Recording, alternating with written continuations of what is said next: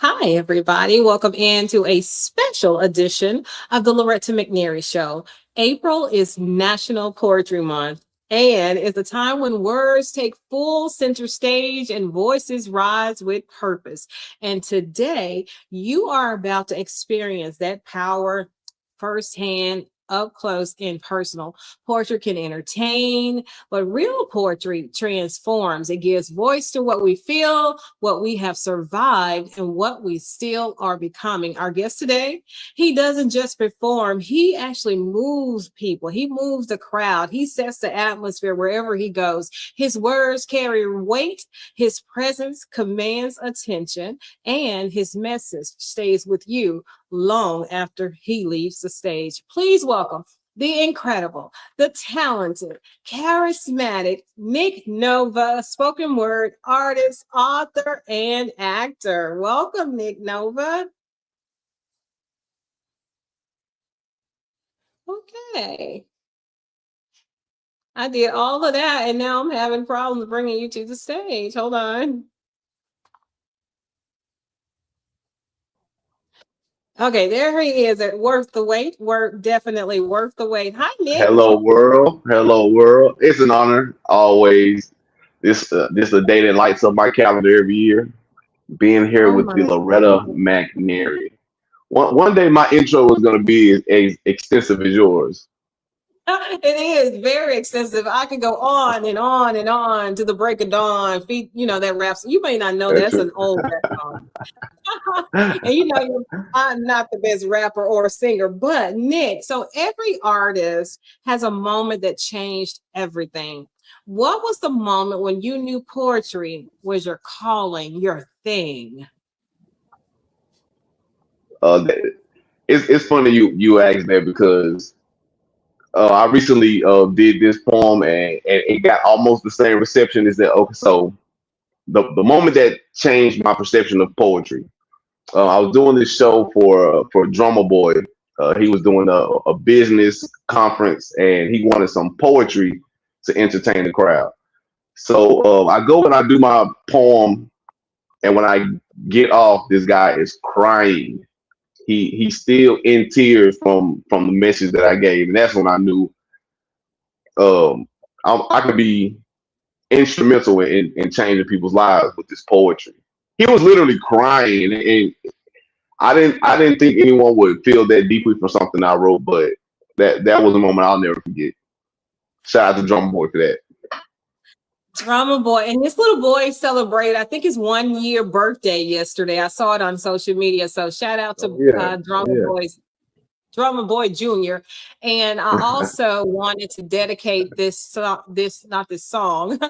I also want to dedicate this show to Marshall Lee Dave McNary and Brandon Absolutely. Maurice McNary and Dave Shorter Jr. because I know they Absolutely. are as proud of you as I am. I without those guys, I wouldn't be who I am today. I wouldn't be sitting where I'm sitting and have reached the rooms that I touched without those guys, man.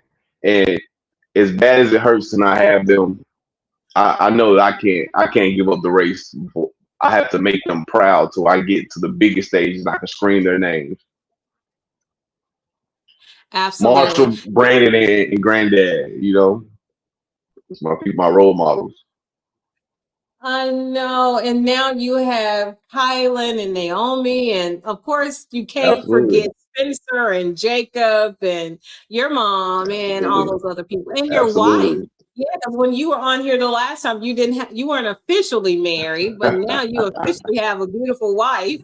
Officially, official. It's official. I have a poet wife now. The poet is locked down now. She's a first lady of poetry because you the Yeah, goat. absolutely. That's the queen. That's the queen right there. So, That's the queen. So when you sit down to write, what mhm. leads you? Is it emotion? Is it discipline or divine inspiration or drive or ambition? What really drives you to write? Well, I can say I'm a very cerebral writer, so it's always I look for the intelligent way to phrase things. Of course, the bars, the words, and the rhyme. So if I had to say one thing, I would say the rhyme. The rhyme is what leads me down the path to discover what this poem is going to be about. I've I always had a agree. love for words, and just when I hear a rhyme and it's put together perfect like a puzzle, that's the fire. That's the As I hear fire. something good, I always say fire. That's fire. That's his thing. Fire, and then a great picture is money shot. You know, That's it's a money. great picture for That's them money. when he's a that's the money Couple shot. That's the money. catchphrases from them. I remember It's that. I just when you remember that. know. It's just when you know. When you know, you know. So your performances are so captivating. I have seen you on big Thank you. stages, small Thank you. stages. I've seen you in clubs. I've seen you in restaurants. I've seen you on the campus of the beautiful University of Memphis. I've seen There you you go. everywhere, all across the United States, and they're so captivating. When you are on Thank you. stage, it's like something happens. You're charismatic anyway, but when you are on stage, it's your world and we are taking notes. So, how do you prepare for that? How do you get your mindset ready? Well, the day of the show is relaxation. Like I don't want any distractions, anything that could change the tunnel vision. Like that's how I can describe it. It's just the tunnel vision. I just get focused. I try to envision myself on the stage. I try to envision things that could go wrong, things that could, and I just practice through it. I practice over and over throughout the day, and then I just need silence because it's a such thing as over practicing too. So I like to make sure that I'm prepared, but not so much that I can't change with the moment. Because sometimes some things happen when you're up there, and you need to go with that moment, not fight against it, but you need to go with You need to go with it. So, what separates a good spoken word performance from one that it. people never ever forget? Hearing something new, something that they could never think of, but they could never forget.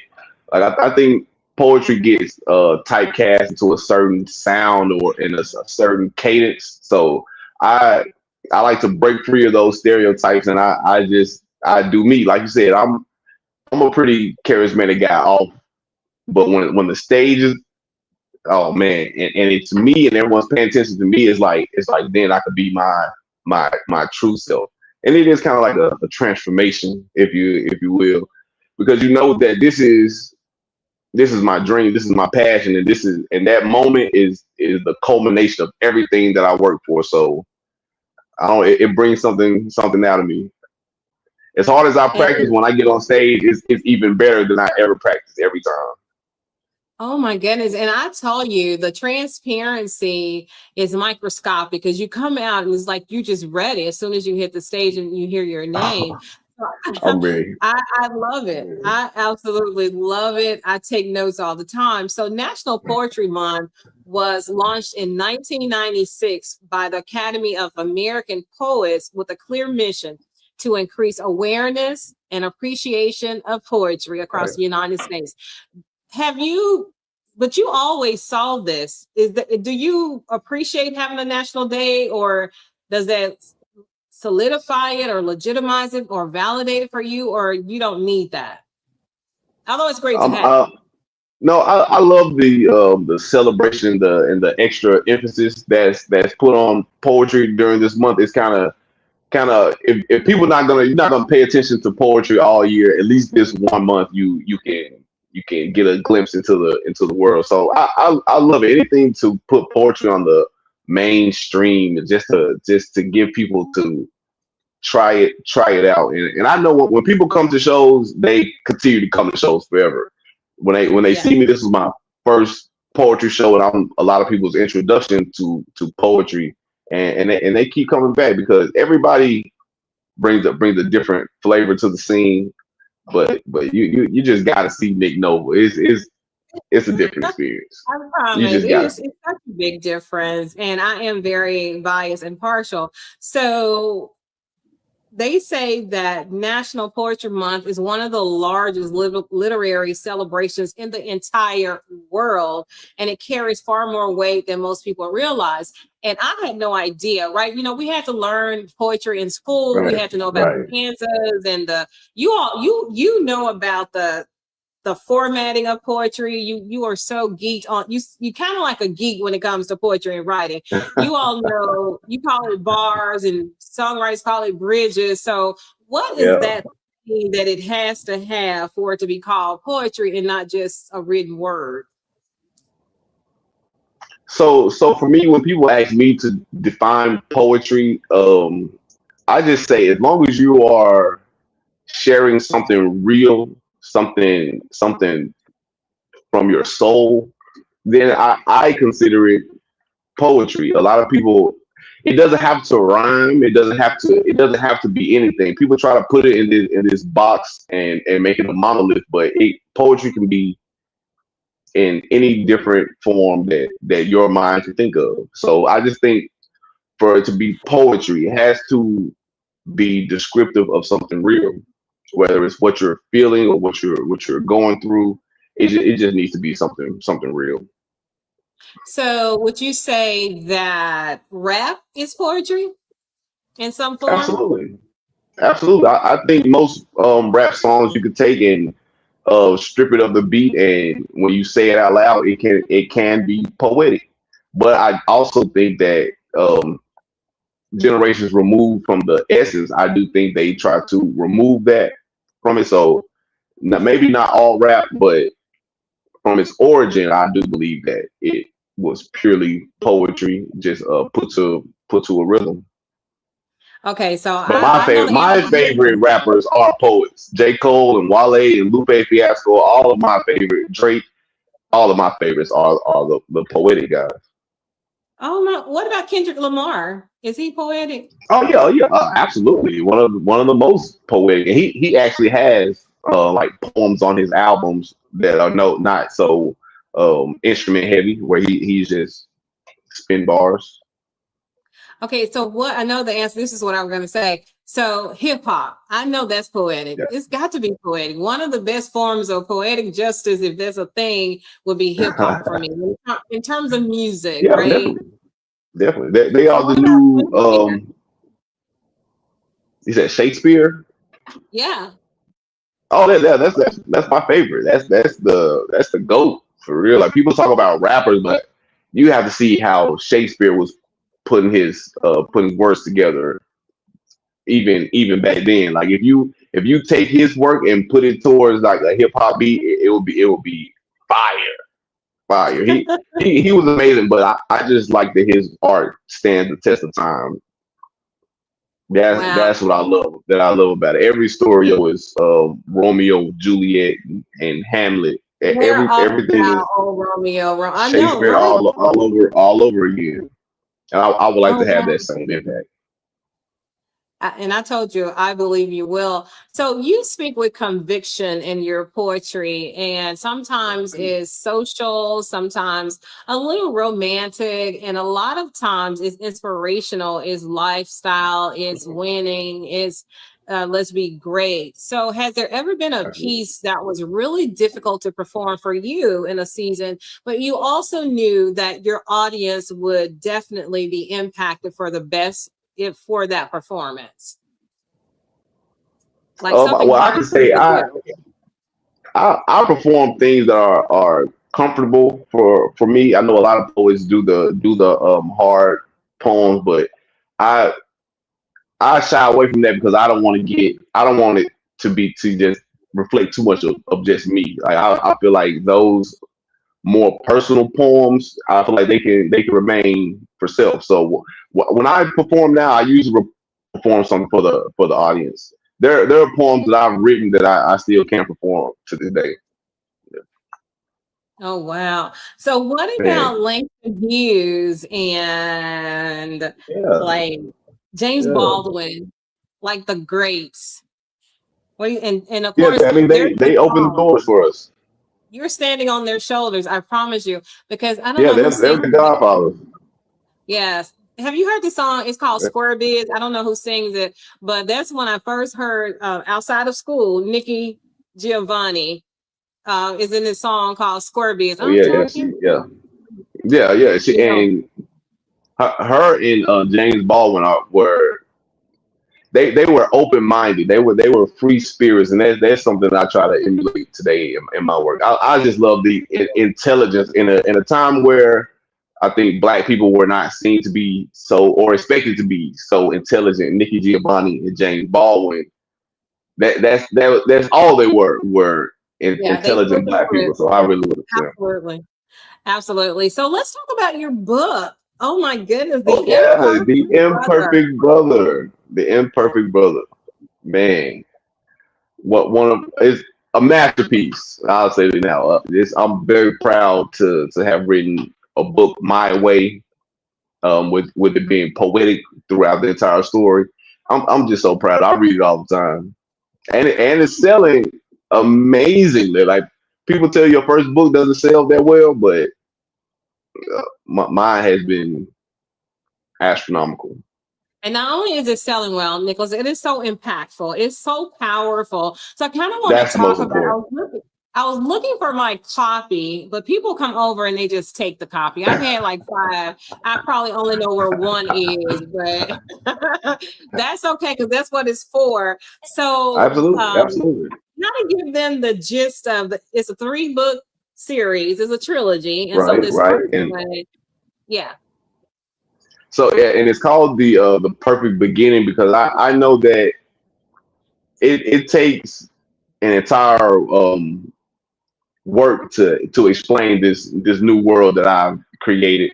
It's based on a planet called Memphis, and on this planet of Memphis there is a family of six, a single mother with five sons, and they live on a planet full of criminals, full of thieves.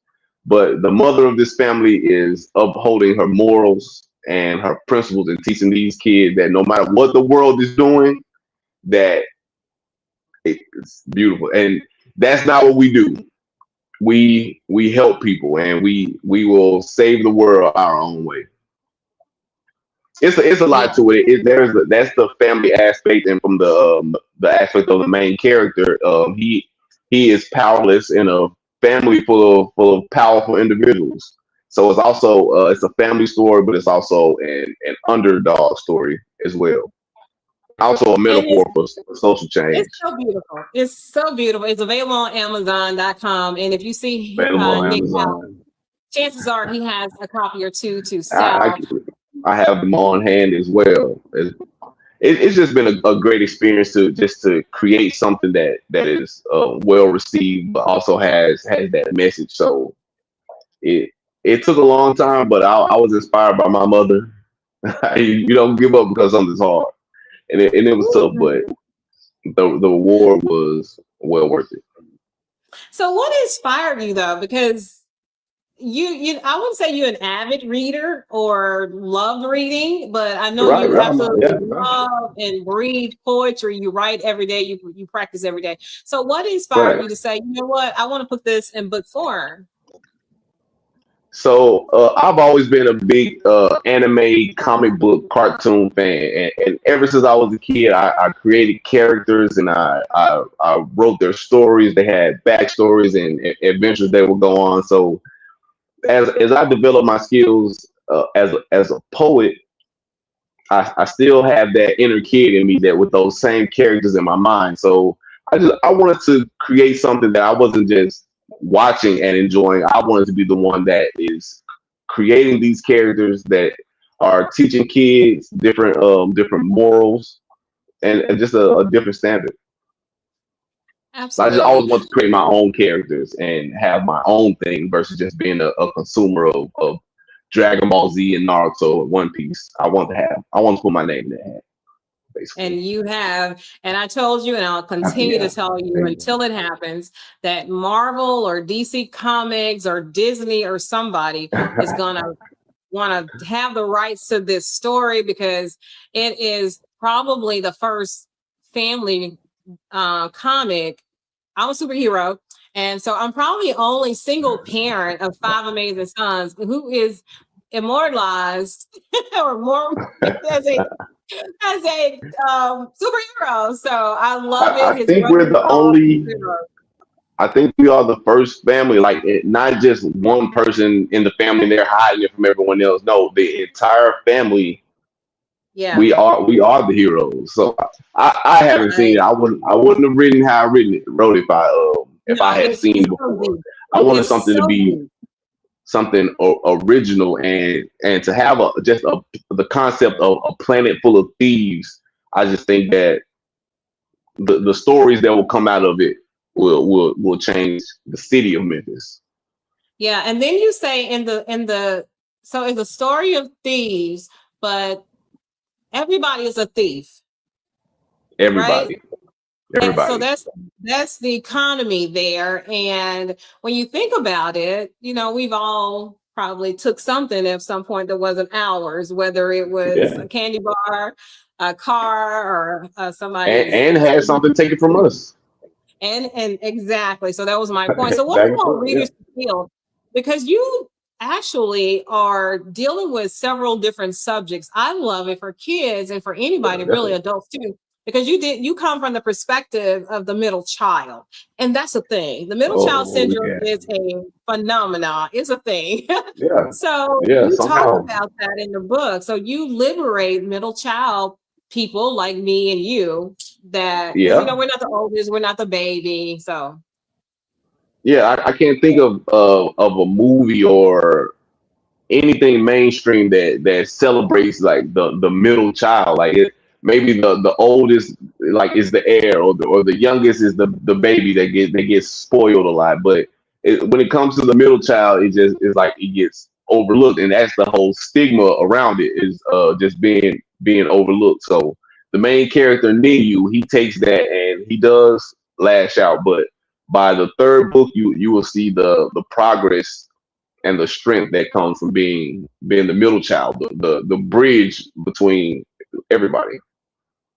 and you validate everybody in a family so well, Nick, to the point that if you Thank don't you. Thank recognize yourself in that book, you're not being true to yourself, because it is you. every personality, every kind of One of the circumstance, characters, yeah, situation.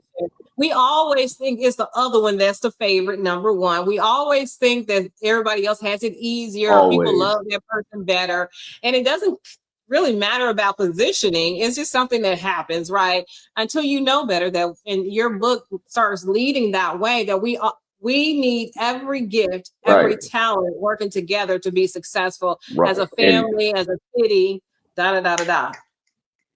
and that's when you get to perfection, is when everyone balances everyone out, then that you have a perfect entity, and that's what the core of the book is about. That you may feel imperfect and you may see someone that you think is perfect, but they might look at you as if you're perfect, because they say the grass is always green. But I just say appreciate whatever grass you have.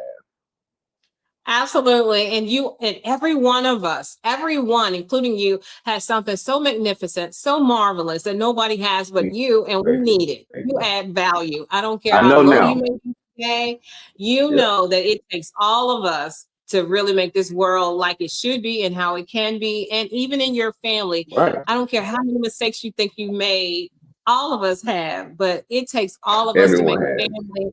Everybody on the job, it takes all of you to make it successful. Everybody on the See, team, it and it takes all works. of you. It's just It works. It works in every situation. I just think that this perspective will just help everyone. Like I think it's great for kids to learn early, but I think it'd be great for from teenage to adults, just to see the story, see yourself in the story, and see your perfections, absolutely. and Okay. and maybe help you ignore other people's perceived imperfections. Okay, so I ask you this question all the time, up close and personal and from a distance. I think you're one of the most confident people I have ever met. And I have met some people, right? And Nicholas, you exude confidence. And I'm like, does he really feel that way all of the time? Or he just knows he has to enter that world as confident? So where did you get that confidence? It's it's so foreign because we don't give ourselves that kind of permission. And for you to publicly do it, privately do it, I am so amazed by it every time you make that declaration that Thank you you, are thank you, confident and thank you you. know you're the best. And how you said it's not taken away from somebody else. So it's not arrogant because you feel like And everybody's that's that the way. thing, right? That's the thing. I want everybody to know that I feel like everyone should feel like that about themselves. But the confidence came after time and time again that I proved to myself that I could do anything. Like something starting off, you do talk yourself into it. You say I am the best, and you go out to prove it. And you may fail the first few times, but after time and time again, where you succeed and you thrive, you can't help but see yourself as a superhero. Like you can do anything, and I feel like that for everybody. So at the age of 36 now, I've proved it to myself over and over again. So there is just no reason to doubt myself in any area. Ever. And you're shining your light as brightly as you can. It can never, it has Absolutely, never, and it doesn't have the power to dim absolutely. anybody else's. And so I want all of us to take that in and own that. Your being a bright light does not negate anybody Yeah. else's light. What it does, it illuminates this world better with goodness. So quit playing Hey, small. I like All right, Nick, that. let's do I this. like that. Okay, I want us to get to know you better, more personal. So I Okay. have these All right. questions for you. If you could collaborate with any artist, or if they are any artist that you want them to collaborate with you because you know you the GOAT, right? Right. Or Right. create Right. it, who would you choose and why? Give me two people that you would love to collaborate with, and then tell me why. Two people. So that's hard. But I know if I could collaborate with any female artist, it would be Erica Badu. It's because of her the soul that she gives off and the uniqueness of her. I would say Erica Badu, and if for the male, I would just say it has to be J Cole.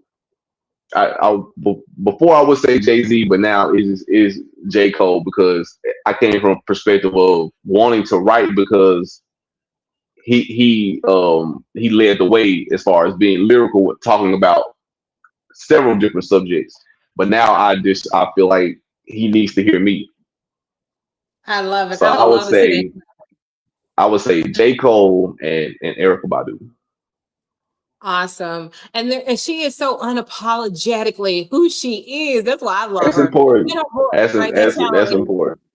is That's crazy. Her important. talent is crazy. So what stages are you preparing for next? Globally, locally, nationally? What stage? Because I always want you to, well, one of the ones I want for you personally, and then I'll let you say Yeah. what you have, is to do your spoken word at the inauguration of the next president. Somebody that's so, the president has to be phenomenal too, but I want Right. you there. I want that for you, and I want you to get awards. Now That's they're on my doing bucket list. more poetry awards with the music and all that. So I want those national stages to see you and know you and give you your accolades. So what about you? What stages? Particular stages, I definitely want to do a BT Awards, and I would like to win the spoken word poetry Grammy, and also Pushing Poetry Volume Two is coming very very soon. With just an hour of me performing poetry. So I say those are the top three stages. I'm more of I like the big stages and little stages. So it's not just the huge shows that I want to do. It's more like I just want to reach every corner, every city that I can. The big stages just help you reach more people faster at one time Absolutely, instead of absolutely, doing absolutely, 25 absolutely. smaller stages. And you honey, and I love how you didn't wait to be invited into a room. You created your own room with Pushing Poetry, one man show coming in 2026. Okay, here's my other question to get to know you better. Okay, When yes, ma'am. people Okay. hear the name Nick Nova years from now, what do you want it to represent? I wanted to represent intelligence. I wanted to represent perseverance and I want them to know that I was an individual that followed my own mind, and that I wrote about the things that I wanted to write about, and that I was genius. Would be a good word to associate with Nick Nova in the future. And I say that word a lot. Great Okay. question. That's a great question. I like that one. I never heard that one. Oh, God, you know how I roll. If you're not That was saying great. I ask a great question, then I'm not reaching high enough. So, how are you? And I know the answer to this, and if you don't answer it, I will answer it for you because I know several answers to this. So, how are you intentionally using your voice and platform and your book to give back and open doors for others?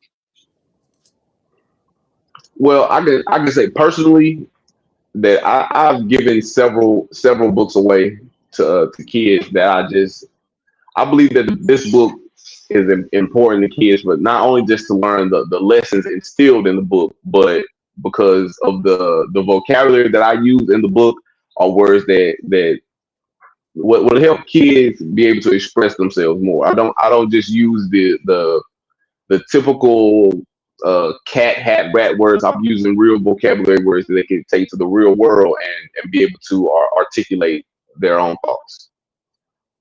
I love that. And also, So you it's have about the next spoken at generation. And you've spoken at a couple of schools and places for kids for free. You've I donated your have done. I've time. done. Yeah, anytime for the kids, I'm coming in, and it helping out and lending my voice is payment enough. Yeah, I do love the And school. I do love schools. The I next know you do. generation of poets. All right. So I got to ask the last question. Then our time is up for the TV portion. Then I want us to hang around after Already. that. So where can they find you, and where can they book you for their next event, whether it's a corporate event, a school, a university, because we're trying to get in on the college campuses, and also Absolutely. churches, associations, the Divine Nine performances. How can they find you? So I am Nick Jones, the Nova on TikTok, Nick Jones the Nova on YouTube, and I am Nick Jones the Nova on Instagram and Threads. And you can find me Nick Nova on Facebook. So as long as you remember the Nick Nova, then you will be able to find me. And I'm open for booking. The shows have been going fast this year, so if you need a poet at your event, just let me know. We can schedule something. And if you can't find him, you know how to find me, and I can put you in contact with him. So Or you just go to my manager, yes, Loretta McNair. Loretta McNary. What a joy and so much inspiration, so much love, so much. Oh, you just encourage me and inspire me. So, Nick, thank you for showing us what it looks like and feels like and sound like to walk in your gift and your purpose with boldness and purpose and Thank you. direction. Your voice really matters, and it is going in rooms and reaching the nation for all things that are good. So I want to thank you for that, for all That's you do amazing. for us. And to everyone watching, stay connected, stay inspired, and keep showing up fully in your own voice. Think positive, dream big dreams, help someone Yes. along the way, and live like you believe, beloved. We'll see you soon. Bye for now. Like you